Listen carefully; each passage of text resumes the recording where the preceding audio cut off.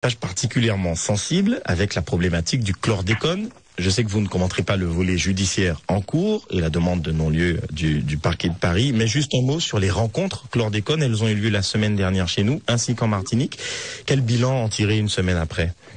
Alors, un bilan positif de participation et d'intérêt de toute la communauté, mais pas seulement scientifique, aussi tous les gens qui ont souhaité s'intéresser aux avancées de la science. Parce que la chlordécone, c'est un sujet, comme vous le savez, qui mérite énormément d'études et de recherches scientifiques, à la fois sur les conséquences de la pollution, sur la remédiation potentielle de cette pollution, sur la conséquence sur la santé, et aussi sur les travaux qui sont nécessaires pour que nous puissions continuer à vivre dans un pays dans lequel on a des sols qui sont atteints par cette pollution. Donc, ces données sont essentielles, elles permettent d'avancer sur un certain nombre de sujets, de conforter un certain nombre de points, de donner d'autres pistes, notamment sur la remédiation. On a eu beaucoup de travaux qui sont menés encore au laboratoire aujourd'hui pour savoir comment piéger la chlordécone, comment l'éliminer, donc avec un travail qui nécessite encore un peu de temps, bien entendu, mais la recherche est à la base de toute notre connaissance. D'ailleurs, le thème de ce colloque, c'était connaître pour agir. Parce que l'objet, c'est vraiment d'agir in fine. Il y en a qui ont participé à ces rencontres chlordécone, notamment des usagers de l'eau. On ne peut pas ne pas parler de l'eau. Là-dessus, il y a beaucoup de changements dans la forme. Votre prédécesseur, Philippe Gustin, avait mis les principaux acteurs de l'eau au pied du mur, en faisant finalement, avec les réutilisations, ce que eux auraient dû faire depuis tantôt. Aujourd'hui, que faudrait-il faire de plus ? Alors aujourd'hui, ce qu'on va faire déjà, c'est qu'on va mettre en œuvre la feuille de route qui a été signée par les principaux acteurs, c'est-à-dire le syndicat mixte de gestion de l'eau et de l'assainissement de Guadeloupe, la région, le département et l'État. C'est moi qui ai signé, mais le ministre Jean-François Carenco était là aussi lors de cette signature et a apposé sa signature sur ce document. Cette feuille de route, c'est une feuille de route ambitieuse qui vise enfin à faire mettre le syndicat mixte devant ses compétences et qu'elle puisse être exercée comme c'est prévu, avec un appui qui sera donné à la fois de la région et du département sur les opérations. On peut penser aux opérations qui ont eu lieu sur le feeder Belocado, qui ont été faites grâce à des marchés de la région. Mais l'État va intervenir en appui de ce syndicat mixte parce que, vous l'avez dit, les réquisitions, elles ont visé à prendre la place du syndicat pendant un certain temps, ou des syndicats à l'époque, puisqu'il n'y avait pas la syndicat mixte. Aujourd'hui, on travaille sur la montée en puissance des compétences de ce syndicat, avec un appui notamment ce qu'on appelle de l'assistance technique, c'est-à-dire des ingénieurs qui vont venir aider le syndicat à monter en puissance et qui ne vont surtout pas faire à sa place.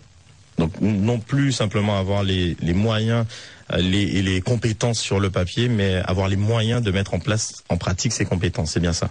Exactement. Et aider ce syndicat à monter en puissance sur tous les domaines qui sont indispensables. Le dernier volet de notre échange, monsieur le préfet, le social. Nous sommes en plein dedans avec la grève à EDF qui a débuté depuis minuit à l'appel de la CGTG. La CFDT a annoncé rejoindre le mouvement en fin de matinée. Les autres syndicats se prononceront un peu plus tard. Toujours pas de négociations en vue. Mais il y a un autre sujet qui dure depuis plus d'1 an maintenant. C'est celui des personnels de la santé ou du médico-social suspendus. L'an dernier, le climat social était très tendu dans le fond et dans la forme. Cette année, la forme semble apaisée. Est-ce le cas dans le fond? Non, je ne sais pas si c'est apaisé ou pas apaisé. On sait très bien que le sujet des personnels de santé suspendus est un sujet qui n'appartient pas à l'échelon local, comme vous le savez, puisque c'est une décision nationale, c'est d'ailleurs la loi, et qui impose cette vaccination obligatoire. Et donc ce sujet-là est un sujet qui peut être traité au niveau national. D'ailleurs, le ministre, quand il était venu, l'avait rappelé et avait donné un certain nombre d'indications pour la suite. Et on attend de voir qu'il en sera, non pas sur la question des suspendus, mais sur le traitement des agents qui, refusant encore de se faire vacciner, demeurent suspendus à ce jour. Quand on observe... Allez-y, concluez, pardon. Oui, pardon. Chez EDF-PEI, à ce stade, effectivement, moi, je constate qu'il y a un préavis de grève et que pour l'instant, les négociations n'ont pas lieu. Nous avons mis à disposition... il était nécessaire des inspecteurs du travail pour venir aider aux négociations. Pour l'instant, les deux parties ne sont pas d'accord. Donc, tant que les parties ne sont pas d'accord, il ne peut pas y avoir de discussion. Mais nous suivons ça, évidemment, avec beaucoup d'intérêt et pas encore de préoccupation. Mais vous savez que sur les ce sont des sujets qui sont évidemment très sensibles. C'est un sujet très sensible. Je revenais au climat social. Quand on observe le climat tel qu'il est aux Antilles, singulièrement en Guadeloupe, certaines observations reviennent souvent. il est difficile de ne pas faire le lien entre ce climat social et la politique mémorielle.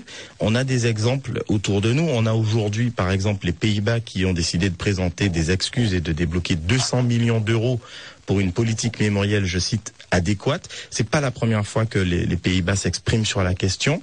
Le Royaume-Uni aussi est un exemple avec des discours et des actes forts ces derniers temps. Il y a des choses qui sont faites chez nous. Le MACT, par exemple, qui est un outil incontestable au service de la connaissance.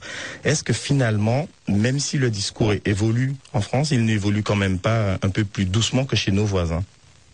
Je vous laisserai libre de vos comparaisons. Moi, je ne connais pas la situation exacte des pays anglo-saxons dont vous parlez, mais moi, je constate que ce chemin, s'agissant de la Guadeloupe ou de la Martinique, est un chemin qui est très ancien et qui effectivement est jalonné d'un certain nombre de sujets mémoriels et de reconnaissance que l'État français a fait.